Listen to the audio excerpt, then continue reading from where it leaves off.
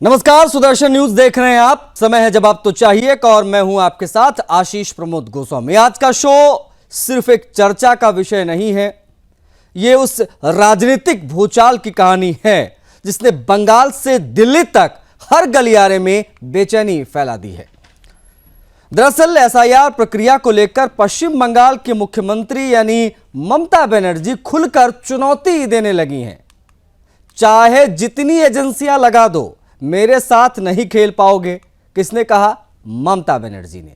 देखिए, यह सिर्फ एक बयान नहीं है, यह केंद्र सरकार और बीजेपी को सीधी चेतावनी है। यह चुनाव आयोग पर खुला सवाल है, हमला है और यह लोकतंत्र के भविष्य को लेकर उठती एक गहरी चिंता भी है। इसकी आगे आज हम बात भी करेंगे। ममता बनर्जी का आरोप है कि बीजेपी अपने ऑफिस से यानी अपने दफ्तर से बैठकर एसआईआर की लिस्ट को फिक्स कर रही है।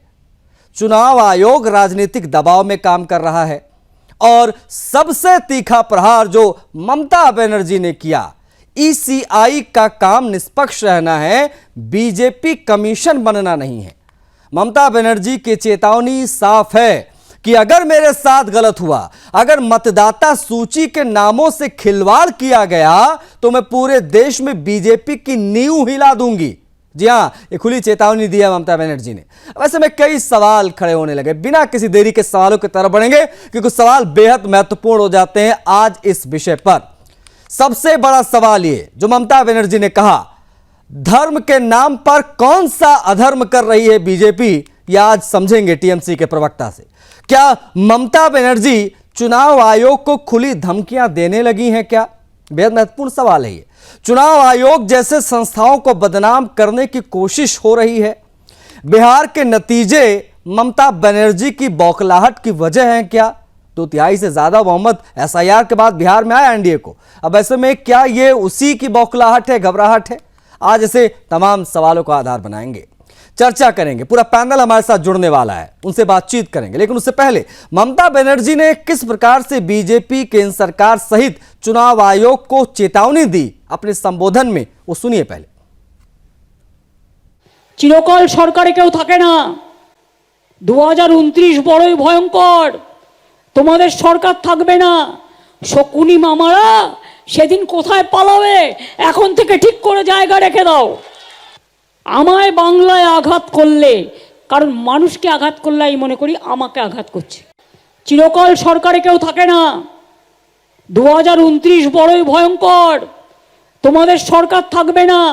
শকুনি মামারা সেদিন কোথায় পালাবে, এখন থেকে ঠিক করে জায়গা রেখে দাও। আমায় বাংলায় আঘাত করলে, কারণ মানুষকে আঘাত করলে আমি মনে করি আমাকে আঘাত করছে। तो मैं बीजेपी की पूरे देश में नींव हिला दूंगी। एसआईआर को लेकर इतनी बौखलाहट। अब इस बौखलाहट के बीच में कुछ प्रतिक्रियाएं भी आई हैं। किसने क्या कहा ममता बनर्जी के इस स्टेटमेंट पर, दिखाएंगे आपको। देखिए, पूरा हिंदुस्तान में एसआईआर होगा। 12 प्रदेशों में भी एसआईआर चल रहे हैं। बिहार में एसआईआर का बाद चुनाव भी हो गया है, लेकिन पश्चिम बंगाल में इतना शोर क्यों मचा रहा है ममता बनर्जी?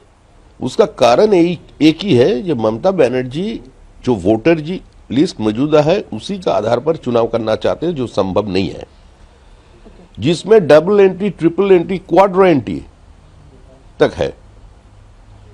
एक महिला का नाम 8 जगह पे है पश्चिम बंगाल में, तो ये तो संभव नहीं है। अभी एसआईआर हो रहा है, जितना बीएलओस काम कर रहे हैं उसको तो असिस्ट करने के लिए कोई डेटा एंट्री ऑपरेटर चाहिए, उसको प्रोवाइड ममता बनर्जी नहीं कर रहे हैं। तो इसी क्या कर रहे हैं, इसी डेटा एंट्री ऑपरेटर का तलाश पे है, वो अपना हिसाब से लेंगे। तो नाराजगी ममता बनर्जी की इस चीज पे है, वो चाहते हैं जितना वोटर लिस्ट में गलत चीज है वो सारे के सारे ऐसे ही रह जाए। ये तो संभव नहीं है। अभी उनको चाहिए ना वहां पर बांग्लादेशी जो आके रहे वेस्ट बंगाल में, जो वो लोग टीएमसी को वोट कर रहे हैं, उनको डर है कि इनका नाम अगर कट हो जाए तो कल सत्ता आने में मुश्किल आ सकती है। बिहार में कितने घुसपैठिए निकले बताओ तो। एक घुसपैठिए का नाम नहीं दे रहे एसआईआर में जो निकल कर आए हो। हमें तो ये नहीं समझ में आ रहा, गृह मंत्री बार बार अपनी विफलता क्यों बताते हैं साहब कि मेरे रहते हुए घुसपैठिए आ गए देश में? एसआईआर विपक्ष का मुद्दा नहीं है, माफ कीजिएगा। एसआईआर इस देश के एक एक वोटर का, एक एक नागरिक का मुद्दा है। देखिए, जो रिपोर्ट अब तक आई है, गुजरात, मध्य प्रदेश, बंगाल सब मिला के 10-12 लोग आत्महत्या कर चुके हैं। मेरे अंदाजा के मुताबिक इससे पहले एसआईआर के बारे में ये दिन देखना नहीं पड़ा था। ये सिस्टम की गड़बड़ी है। सिस्टम सही न होने की वजह से वो लोग घबराए हुए हैं। दूसरी बात, दुनिया में आदमी नया नया प्रोजेक्ट, नया नया फॉर्मूला लाते हैं, लेकिन उसको करने के लिए ट्रेनिंग होना चाहिए, वातावरण होना चाहिए, वो भी निर्वाचन कमीशन कर नहीं पाए। तीसरी बात, तो एसआईआर के नाम पर बंगाल के लोगों को डराया जा रहा है, कुछ यही कहने की कोशिश ममता बनर्जी कर रही हैं। अब ये जो चेतावनी दी है उन्होंने बीजेपी के लोगों को, चुनाव आयोग को, उसको किस तरह से लिया जाए, क्यों ना कहा जाए चुनाव से पहले कि ये बौखलाहट है, क्योंकि बिहार के नतीजों ने हैरान कर दिया है ममता बनर्जी को। एनीवेज, हम बता देते हैं आपको कौन कौन से पैनलिस्ट हमारे साथ कनेक्ट हो गए हैं, उसके बाद में हम उनसे बातचीत करेंगे। आप देख पा रहे हैं टीवी स्क्रीन पर शाहिद नवाज खान हमारे साथ जुड़ गए, उनसे हम बातचीत करेंगे। कांग्रेस पार्टी के प्रवक्ता हैं, साथ में भारतीय जनता पार्टी के प्रवक्ता कुशल जी हमारे साथ जुड़ गए। कुशल जी, आपका भी बहुत स्वागत है। युवा नेता है टीएमसी के चिराग हमारे साथ जुड़ गए। चिराग, आपका भी बहुत वेलकम। शैलेंद्र सिंह जी हैं, राजनीतिक विश्लेषक। ममता की धमकी, बीजेपी की नींव हिला दूंगी, इसी पर आज हम बात करेंगे। पहले प्रतिक्रिया बीजेपी से मैं लेना चाहूंगा। कुशल जी, सीधा सवाल आपसे है। बीजेपी के ऊपर गंभीर आरोप ममता बनर्जी ने लगाए हैं एसआईआर को लेकर। ममता बनर्जी कह रही कि चुनाव आयोग निष्पक्ष नहीं है, चुनाव आयोग इलेक्शन कमीशन नहीं, अब बीजेपी कमीशन बन चुका है और एसआईआर की पूरी सूची बीजेपी हेडक्वार्टर से तय हो रही है। जवाब कुशल जी। देखिए, ये आरोप लगा कौन रहा है?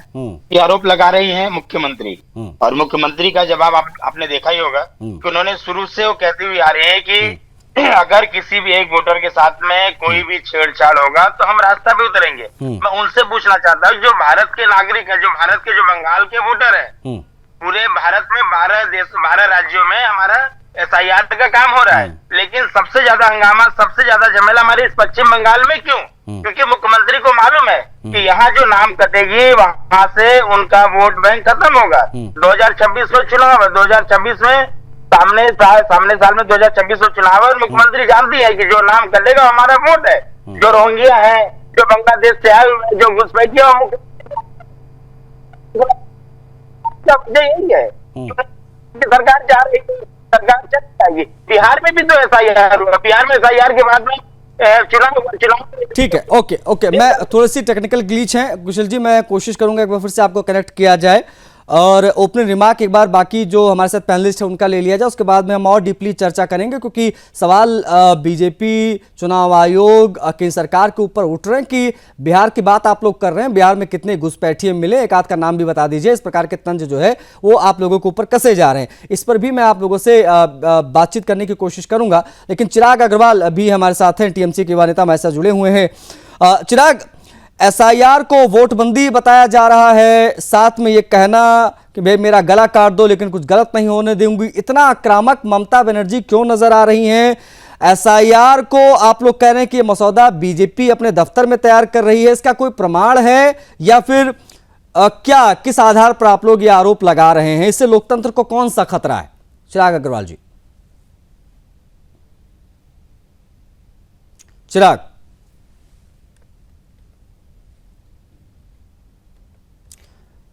आवाज नहीं पहुंच पा रही है, शायद फ्रीज हैं, मैं कोशिश कर रहा हूं उनसे जुड़ने की। लेकिन कांग्रेस पार्टी के प्रवक्ता भी हमारे साथ जुड़े हुए, उनसे भी हम बातचीत करेंगे। शाहिद नवाज, शाहिद जी, कांग्रेस एसआईआर प्रक्रिया को कैसे देख रही है और ममता बनर्जी के इस बयान को कांग्रेस पार्टी किस प्रकार से देख रही है? टेक क्या आप लोगों का इस पे?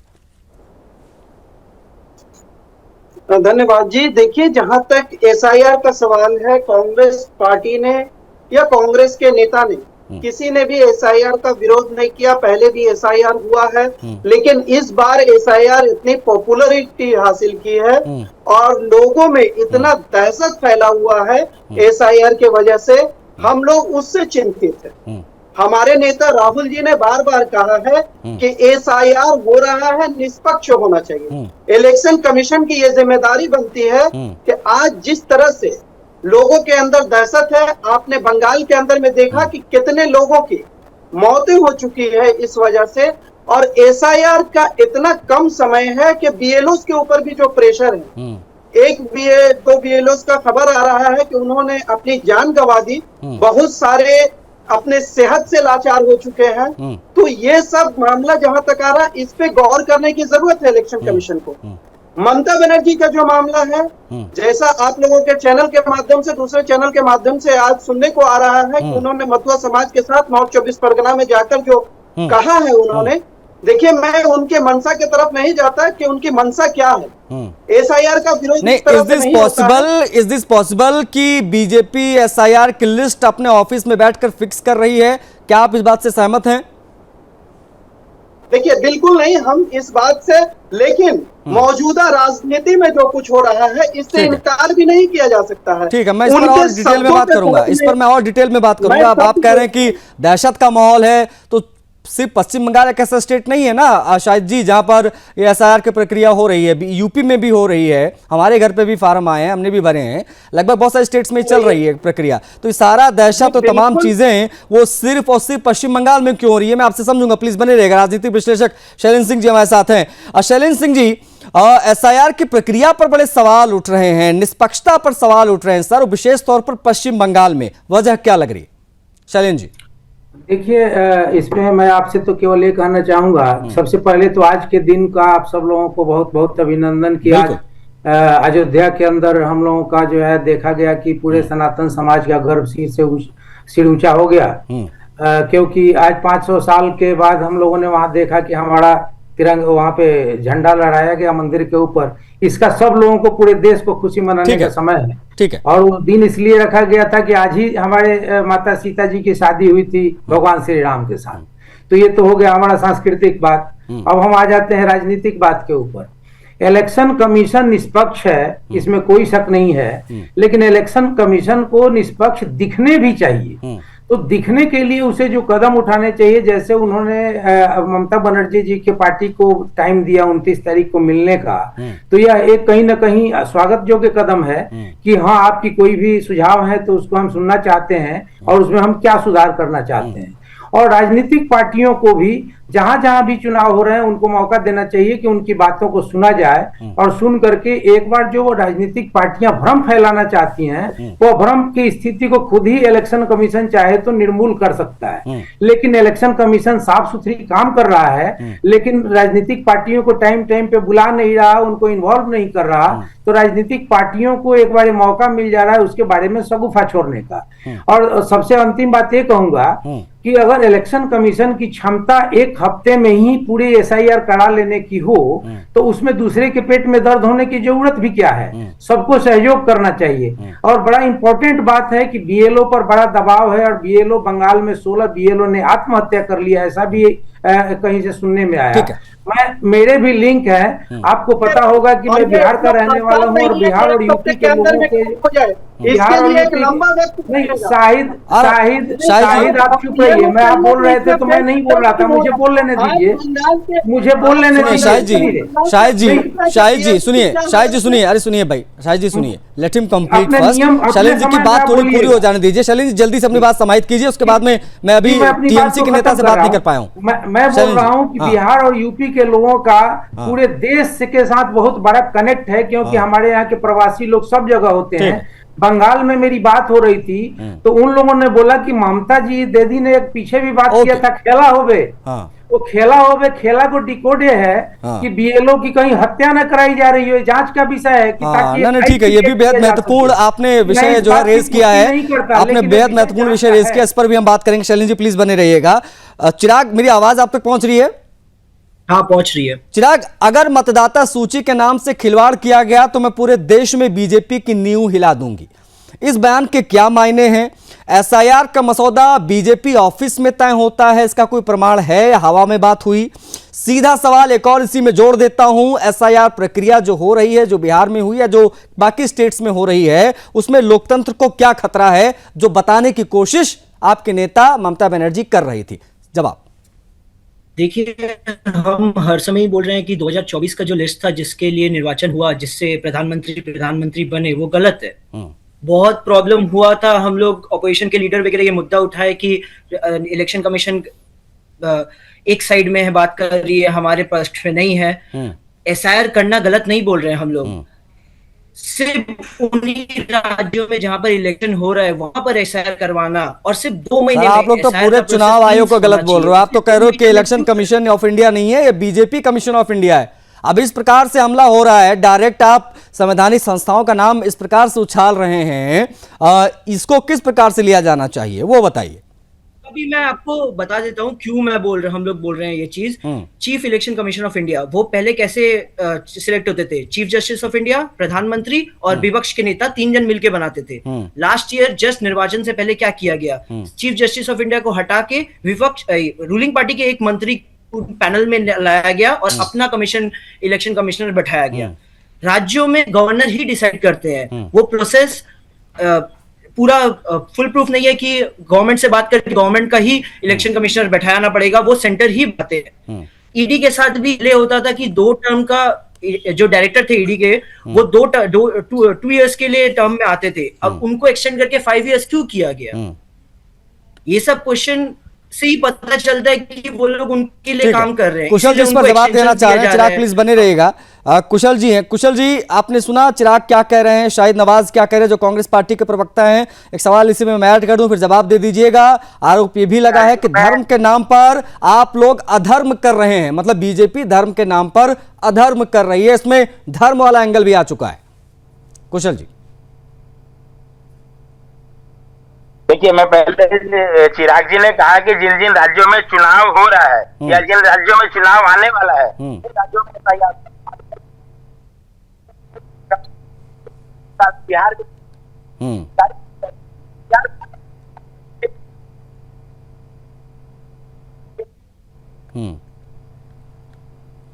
ठीक, आवाज नहीं आ रही है, बार प्लीज एक बार कोशिश कीजिए कुशल जी को जोड़ने की। कुशल जी की आवाज नहीं आ पा रही है। कुशल जी एक बार प्लीज देखिएगा क्या टेक्निकल आवाज आ रही है हमारी? हाँ, अब आपकी आवाज आई, थोड़ी बेहतर है कुशल जी। मैं कह रहा था कि जिन राज्यों में उत्तर प्रदेश में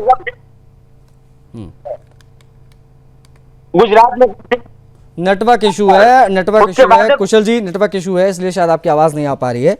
एक बार कोशिश करते हैं फिर से आपसे जुड़ने की, नेटवर्क एरर आ रहा है। लेकिन शाहिद नवाज कुछ कहना चाह रहे हैं, कांग्रेस पार्टी के जो प्रवक्ता हैं। शायद आप अपनी बात पूरी कर लीजिएगा। आप शैलेंद्र जी जब बोल रहे थे तो भी आप बीच में कुछ बोलने लगे थे। मेरा सवाल वही है आपसे पुनः, ममता बनर्जी का ये कहना कि वोटर ये जो एसआईआर की पूरी लिस्ट है वो बीजेपी दफ्तर से तय हो रही है, धर्म के नाम पर अधर्म हो रहा है, इस प्रकार की बयानबाजी और नींव हिला दूंगी इस प्रकार की धमकी ममता बनर्जी जो दे रही हैं, क्या ये माना जाना चाहिए कि वो बौखलाहट है? चुनाव से पहले वो संभावित हार को देखते हुए इस प्रकार की बौखलाहट में बयानबाजियां दे रही हैं। देखिए, राजनीति आरोप प्रत्यारोप चल रहा है। विपक्ष के नेता मुख्यमंत्री के ऊपर, मुख्यमंत्री बीजेपी सरकार के, केंद्र सरकार के ऊपर, इलेक्शन कमीशन के ऊपर ये आरोप प्रत्यारोप चल रहा है। मेरा कहना यह है कि पोलराइजेशन की राजनीति क्यों हो रही है? ममता बनर्जी एक तरफ एक समुदाय को खुश करने में लगी है, दूसरी विपक्ष के जो बड़ी पार्टी है यहाँ पे भाजपा, वो दूसरे समुदाय को खुश करने में लगी है कि सारे बांग्लादेशी जो बाहरी वोटर है, वोटर मत मैं उनको मानूंगा ही नहीं, वो हमारे देश का हिस्सा है ही नहीं अगर वो बाहरी है तो। बिल्कुल इसका विरोध होना चाहिए, बाहरी को बाहर का रास्ता दिखाना चाहिए, लेकिन इसके लिए आप पूरे समुदाय को जोड़ दीजिएगा, ये ठीक बात नहीं है। आखिर बात रोजगार, महंगाई, शिक्षा, स्वास्थ्य पे क्यों नहीं हो रही है? बात किस पे हो रही है? मंदिर बनेगा, मस्जिद बनेगा। आप देखिएगा कि एक एमएलए है ममता बनर्जी सरकार के, हुमायूं कबीर, वो कहते हैं बाबरी मस्जिद बना रहे हैं मुर्शिदाबाद में। ममता बनर्जी ने घोषणा की है राजरहाट के अंदर, न्यू टाउन के अंदर भव्य मंदिर बनाने जा रही है वो। तो आखिर मंदिर और मस्जिद बनाना सरकार का काम है? सरकार का यही काम है? अरे भाई आप रोजगार दीजिए ना, मंदिर और मस्जिद दोनों धर्म, दोनों समुदाय के लोग बना लेंगे, आप उनको रोजगार दीजिए, शिक्षा दीजिए, ठीक है, ये सरकार का काम नहीं होता है। लेकिन दोनों सरकारें दोनों समुदाय को पोलराइज करने के लिए। ये सामने चुनाव है, इलेक्शन कमीशन तक की जहां बात है, तो इतनी हड़बड़ी में क्यों है? आज मेरे साथी ने यहाँ कहा कि एक सप्ताह में इलेक्शन कमीशन के पास अगर ये है तो करवा सकते हैं। आप समझ रहे हैं 20 दिन का वक्त निकल गया है, अभी तक 50% फॉर्म नहीं जमा हुआ है बंगाल के अंदर में। कैसे आप कह रहे हैं कि 1 महीने के अंदर में 4 तारीख तक करवा लेंगे? बीएलओस की हालत खराब है, मैं देख रहा हूँ आंखों से। मेरे यहाँ बहुत सा बीएलओस मेरे साथी है, वो लोग देख रहा हूँ 11 बजे 12 बजे रात तक वो रास्ते के ऊपर में है, फॉर्म कलेक्ट कर रहे हैं। बहुत से ऑफिस से लोग 8 बजे 9 बजे आते हैं, उनसे जाके मिल रहे हैं, उनसे फॉर्म कलेक्ट। तो बहुत अफरा तफरी का माहौल है बंगाल के अंदर में। मैं मान रहा हूँ कि 12 राज्य में हो रहा है, लेकिन इसको और थोड़ा ज्यादा वक्त दे करके करना चाहिए। घुसपैठियों के ऊपर सवाल मैं ये करूंगा कि सिर्फ इल्जाम आयद करने से नहीं होगा। बिहार के अंदर में वाकई कितने घुसपैठिए निकले हैं। कुशल जी की शायद आवाज आ रही है, कुशल जी कुछ कहना चाह रहे हैं, शायद भाई प्लीज बने रहिएगा। कुशल जी अगर आपकी आवाज हम तक पहुंच पा रही तो प्लीज अपनी बात पूरी कर लीजिए सर। देखिए, मैं चिराग जी जो टीएमसी के प्रवक्ता है, मैं उनका जवाब देना चाहूंगा कि उत्तर प्रदेश में भी एसआईआर हो रहा है, गुजरात में भी एसआईआर हो रहा है, पूरे देश में 12 राज्यों में एसआईआर चल रहा है। तो जहां जहां चुनाव आने वाला है 2 साल 3 साल बाद है, या बिहार में चुनाव हो चुका, पश्चिम बंगाल में चुनाव 2026 में है, और बात रहा कि बीएलओ पश्चिम बंगाल में अभी तक मात्र 2 बीएलओ का आत्महत्या की, या किस वजह से मौत हुई, हो सकता है उन्हें मार दिया गया हो, उनकी हत्या कर दी गई टीएमसी के द्वारा। जब पश्चिम बंगाल जैसे राज्य में सांसद विधायक सुरक्षित नहीं है, तो बीएलओ सुरक्षित कहां से होगा? कल के डेट में इसीलिए बीएलओ की आड़ में तृणमूल कांग्रेस के कार्यकर्ता चुनाव कार्यालय के सामने धरना पे बैठे हुए थे। वहां मात्र 4 बीएलओ थे, 84,000 बीएलओ हैं, लेकिन वहां पे कितने बीएलओ थे? मात्र 4 बीएलओ धरना पे बैठे हुए थे। उसके पीछे में सारे तृणमूल कांग्रेस के गुंडे वहां पर धरना पे बैठे हुए थे। तो ये सिर्फ और सिर्फ मुख्यमंत्री को यहाँ पर विरोध जता रहे हैं कि अगर एक भी वोटर का नाम काटा गया है, इन्हें मालूम नहीं किन वोटरों का नाम काटा जा रहा है जिनका डबल नाम है। ये कैसे तय होगा कि कौन किसका वोटर है शैलेंद्र जी? ये कैसे तय होगा भाई कौन किसका वोटर है? ये कहना कि हमारे लोगों का नाम काटा जा रहा है ना, इस प्रकार की बातें कहां तक सही लगती है? एसआईआर तो एक प्रक्रिया है, एक रिवीजन हो रहा है, पुनरीक्षण हो रहा है मतदाता सूची का, एक प्रक्रिया चल रही है। अब वो चुनाव आयोग की कॉल है, उनकी कॉल है, वो कब कहां किस प्रकार से कराएंगे, इसके ही एक और भाई तरीका है, आप कोर्ट जा सकते हैं, तमाम जो है ऑप्शंस आपके पास खुले हुए हैं। लेकिन ये कहना कि हमारे वोटर्स को टारगेट किया जा रहा है, यहाँ के लोग अगर फर्जी हैं तो जो लोकसभा के चुनाव हुए थे उसको भी रद्द किया जाए क्योंकि इन लोगों ने वहां पर भी वोटिंग हुई थी, इन तर्कों को कैसे आप देख रहे हैं बतौर एक राजनीतिक विश्लेषक शैलेंद्र जी? जो भी पार्टियां हैं, वो कांग्रेस हो, बीजेपी हो या तृणमूल कांग्रेस हो, ये अगर बोलते हैं कि पिछला चुनाव इसलिए खराब है क्योंकि एसआईआर में लोगों के वोट कट रहे हैं, और इसकी शुरुआत तो राहुल गांधी जी ने की थी महाराष्ट्र से, और फिर बिहार में इन्होंने उसको मुद्दा बनाया, और सेलेक्टिव क्यों हो रहे हैं कि अब बंगाल में बोल रहे हैं कि हम इसका विरोध नहीं कर रहे। तो महाराष्ट्र में इन्होंने मांग किया और उसको लागू किया गया जब बिहार से, तो वहां इन्होंने विरोध किया, और फिर बंगाल में सपोर्ट कर रहे हैं। मतलब ये पूरा कांग्रेस कंफ्यूज है, ये दिखाना चाहते हैं। और मैं ये बोल रहा हूं कि जब भी कोई चुनाव हो गया, आज बिहार में चुनाव हो गया, इसके बाद जब भी चुनाव होगा तो फिर शुद्धिकरण होगा, फिर उसमें त्रुटि पाई जाएगी। ये तो एक प्रोसेस है, उसमें 10 नाम कटे या 10 लाख नाम कटे, ये इंपॉर्टेंट नहीं है। लेकिन जो लोग भी वहां से माइग्रेट हो गए, हमारी जो प्रोसेस है अभी। लेकिन कुशल जी, ममता बनर्जी का ये कहना कि बंगाल के लोगों को डराया जा रहा है, ये कहना कि मुझ पर हमला करने की कोशिश की जा रही है, इस प्रकार की बातों में आपको क्या कोई पॉलिटिकल स्टंट नजर आता है या कोई विक्टिम कार्ड नजर आता है? क्योंकि इस प्रकार की प्रतिक्रियाएं भी बीजेपी के नेताओं की तरफ से आई है। अगर ये नजर आ रहा है तो कैसे और क्यों, प्लीज बताइए दर्शकों को। आने वाला है, अगले साल चुनाव है बंगाल में। ममता बनर्जी का तरह तरह का नाटक शुरू होगा। कभी वो पांव तोड़वाएंगे, कभी वो सर फुड़वाएंगे, और आगे वो क्या क्या करेंगे बंगाल की जनता देखेगी। अब मैं बताना चाहूंगा 2021 के चुनाव में ममता बनर्जी का एक स्लोगन था, बांग्ला नीचे मेके चाहिए, बंगाल अपनी बेटी को चाहिए। लेकिन वो स्लोगन अब कहाँ गया? क्या 26 में बंगाल की बेटी नहीं चाहिए? 21 से लेकर के 26 में बंगाल की बेटियों के साथ में कितना दर्शन हुआ, कितना बलात्कार हुआ, कितना रेप करके हत्या किया गया। लेकिन उस मुद्दा पे इस राज्य की मुख्यमंत्री जो कि महिला थी, दिल्ली में अभी दूसरी महिला मुख्यमंत्री हुई है, पूरे भारत में उस वक्त एक ही मुख्यमंत्री थी महिला, जो कि ममता बनर्जी थी। लेकिन उस राज्य में छात्राएं सुरक्षित नहीं, डॉक्टर सुरक्षित नहीं, लॉ की छात्रा के साथ में बलात्कार करके मर्डर हत्या किया गया, डॉक्टर का मर्डर किया गया बलात्कार करके, लेकिन बंगाल में कुछ नहीं हुआ। मुख्यमंत्री शांति से बैठी रही, लोगों के ऊपर में लाठीचार्ज किया गया। लेकिन अब क्या, अब चुनाव आने वाला तो ममता बनर्जी का नया नया नाटक शुरू होगा। कभी चिराग जी इस पर जवाब, चिराग अग्रवाल, कभी सर बुड़वाएंगी, कभी कहेंगी कि मुझे डर है, मुझे धमकाया जा रहा है। कहाँ वोटरों को कहाँ धमकाया जा रहा है, किसे धमकाया जा रहा है? रात रात 11-11, 12-12 बजे तक टीएमसी ऑफिस में बैठ के बीएलओ को काम कराया जा रहा है। कुशल जी एक मिनट, चिराग जी की बात सुन लीजिए। टीएमसी के जो प्रवक्ता नेता है उनकी बात सुनिए। चिराग जी जवाब दे रहे हैं। चिराग, अगर कोई राज्य में एसआईआर के लिए लोग मारे जा रहे हैं, 16 जन हमारे पास अभी खबर है कि 16 जन अरे मारे जा रहे हैं, कौन मारा जा रहा है, कौन मार रहा है? बीजेपी के एसआईआर 2 महीने में करने की वजह से वो मारे जा रहे हैं। एक कोन्नगर की बीएलओ उन्होंने रिटर्न में दिया हुआ है कि हम नहीं सक रहे एसआईआर करने के लिए। चिराग जी एक मिनट, अरे एक मिनट, शैलेंद्र जी सुनिए, एक मिनट सुनिए, शैलेंद्र जी सुनिए, कुशल जी सुनिए, आप सभी लोग सुनिए। चिराग जी, मारे जा रहे हैं कहना मुझे लगता है कि थोड़ा ज्यादा गलत हो जाएगा।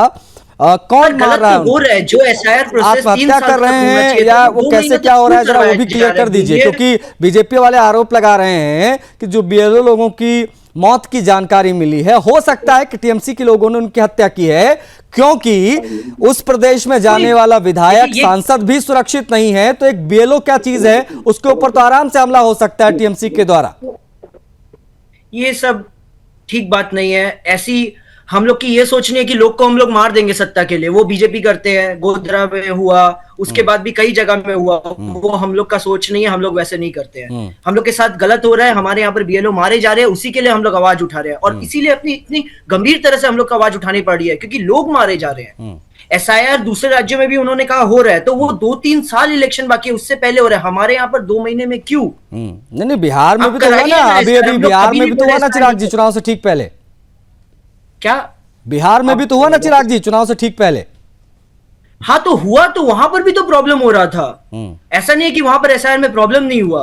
और जो अपडेटेड वोटर लिस्ट है उसमें भी थोड़ा प्रॉब्लम है, जो बताया गया कि हम लोग का वोटर्स कम ज्यादा हो गया।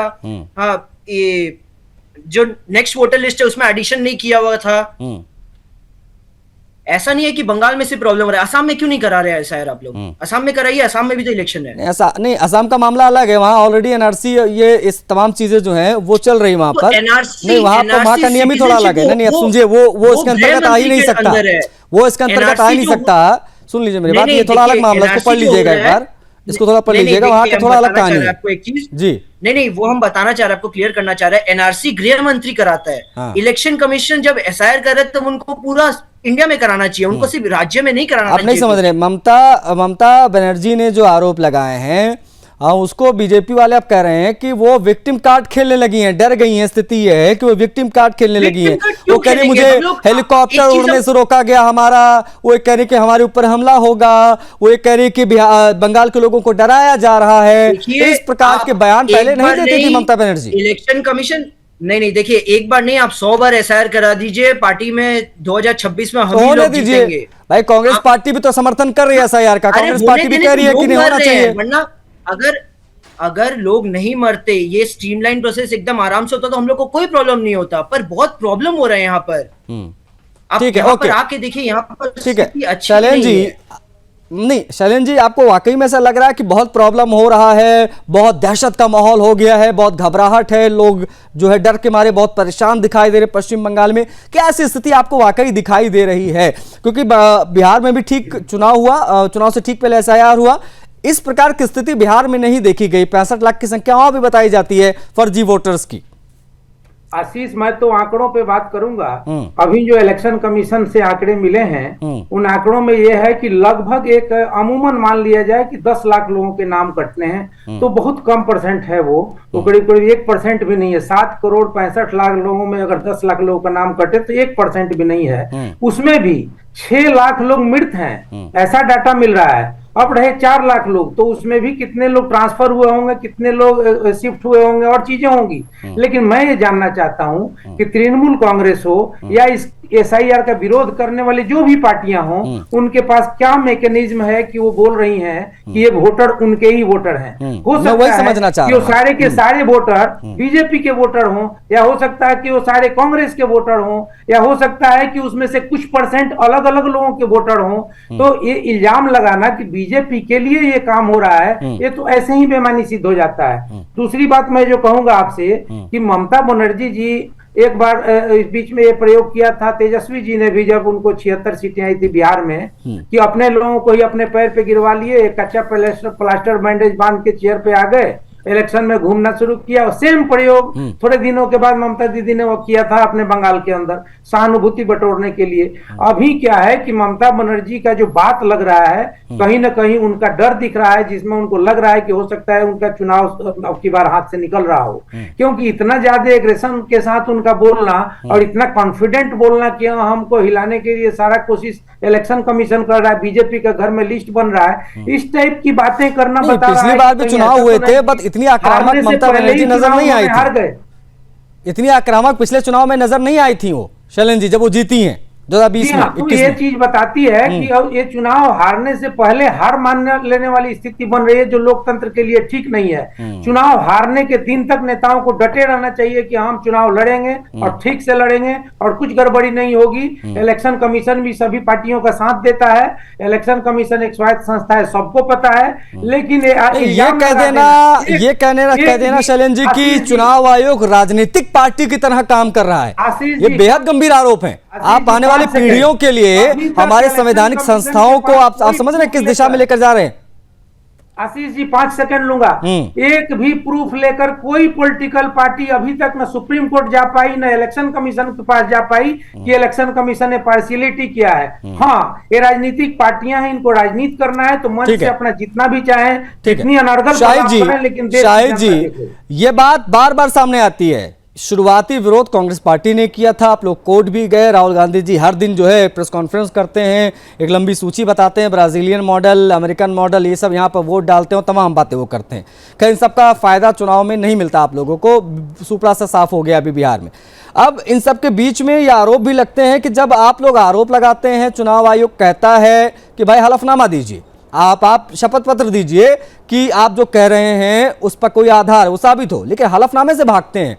आप वाकई में अगर आरोपों में दम है कि पूरी प्रक्रिया फर्जी हो रही है या बीजेपी वोटिंग लिस्ट जो है वो अपने यहां से तय कर रही है, SIR में किसका नाम कटेगा किसका नहीं वो बीजेपी ऑफिस से तय हो रहा है, do you have any proof? तो आप जाइए कोर्ट में, जाइए FIR दर्ज कराइए, बहुत सारी प्रक्रियाएं हैं, उसके तहत आप आगे बढ़ सकते हैं। ये सिर्फ आपके लिए नहीं है, TMC के लिए भी सवाल है। लेकिन पहले शाहिद जी आपका जवाब। देखिए, सबसे पहले ये कहूंगा कि अगर आप लोगों को मौका नहीं देना है तो बुलाया ना करें। मैं बहुत देर से जवाब देना चाह रहा था, लेकिन आप मौका ही नहीं दे रहे। आप डबल बाकी प्रवक्ताओं से आप दोबारा पूछ लिए, लेकिन मुझे मौका नहीं मिल रहा। शायद जी आगे भी मौका मिलेगा, आगे भी कोशिश रहेगी, आपको बुलाया जाए बतौर प्रवक्ता।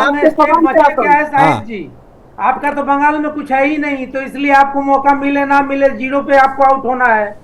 ये आप तय करेंगे शाहिद नवाज जी, ये आप तय करेंगे, पहले से तय कर रखा है। आप एक विश्लेषक है ना, एक राजनीतिक दल के हैं, ये बताइए। अरे आप बीजेपी हम लोग पोलराइज करके वोट को, ताकि कांग्रेस को वोट देने जानने वाला भी इनको चुप कराइए, इनका समय हो चुका है, ठीक है, बोल चुके हैं ये। शाहिद जी एक बार उनकी बात हो जाने दीजिए। शाहिद नवाज जी बहुत पीड़ा में है। शाहिद जी अपनी बात पूरी कर लीजिए सर। जब कहा गया कि राहुल जी कोर्ट क्यों नहीं जाते हैं, मैं आपको क्लियर कर दूं स्टैंड कि राहुल जी जो इल्जाम लगा रहे हैं और प्रूफ के साथ, खोखले इल्जाम नहीं है, प्रूफ के साथ, इलेक्शन कमीशन उसका जवाब क्यों नहीं दे रहा? और इलेक्शन कमीशन को अगर लगता है कि राहुल जी गलत बोल रहे हैं तो इलेक्शन कमीशन कोर्ट क्यों नहीं जा रहे? इलेक्शन कमीशन ने तो यहां तक किया है कि सुप्रीम कोर्ट को लिखित दे दिया है कि सुप्रीम कोर्ट आप हमारे मामले में दखल अंदाजी न करें, आप हस्तक्षेप न करें, हम ठीक करेंगे इस मुद्दे को। आप ठीक है, वो देखेंगे, वो देखेंगे कैसे कौन क्या करता है। लेकिन ये वाकई थोड़ा सा हैरान करता है ममता बनर्जी का ये बयान। ऐसा लग रहा है कि वो विक्टिम कार्ड खेल रही हैं। आप सभी जुड़े, आप सभी का बहुत आभार इस डिबेट में शामिल होने के लिए। आप सभी का